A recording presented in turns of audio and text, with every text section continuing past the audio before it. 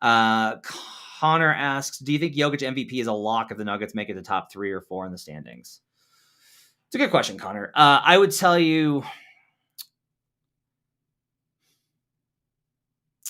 I think it depends on what Curry does.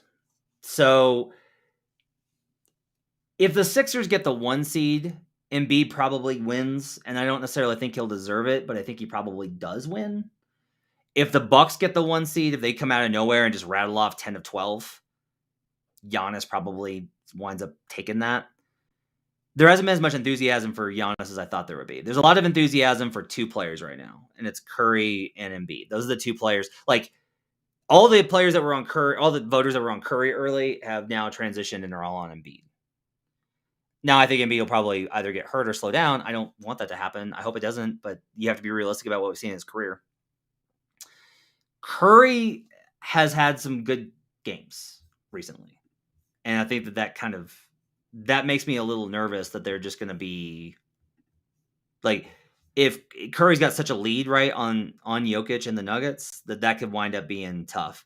Curry had another bad game tonight, though. I will say 5 of 18 from the field and 3 of 10 from 3 for 19 points. Like, another bad performance. So maybe he hasn't fixed things. But if Curry gets hot again, the Warriors are going to finish with a better record than the Nuggets. And if Curry's shooting percentages stabilize and the Warriors finish with a better one, Curry's going to get the vote. I kind of think Steph has been way too bad, Matt. This is Sean Cortez. I know what bettors say, but he's been slumping in since the calendar turned in December, and he struggles without Dre. I don't disagree with you, Sean. It's just a matter of the season's not over yet. You have to think about, like, what's the story of the season. The story, one of the stories of the season is that the Warriors are back to being a contender. After being a play-in tournament team last year that lost, they are back to being the 2nd seed in the West. You could say, like, he's been slumping, sure, right? The voters will forgive that if he goes on a Curry run. Like, they just will. They'll forgive it. If he pulls that, because you're like, well, it's been since December, it's been 2 months. Okay. But here's the problem. His percentages could wind up still being great if he rattles off a great February, March, and April.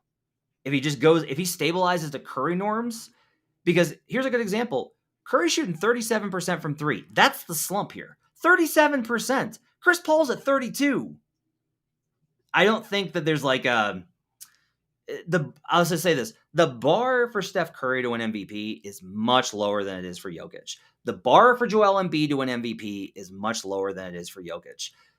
The bar for Giannis is about on par, which is weird. I thought there'd be a lot more like, hey, Giannis has kind of arrived as like the best player in the league and defending champs and all these things. But for whatever reason, people are just like, ho-hum. Whereas if you look at it, Giannis' season has been objectively better than Embiid's. It just has been.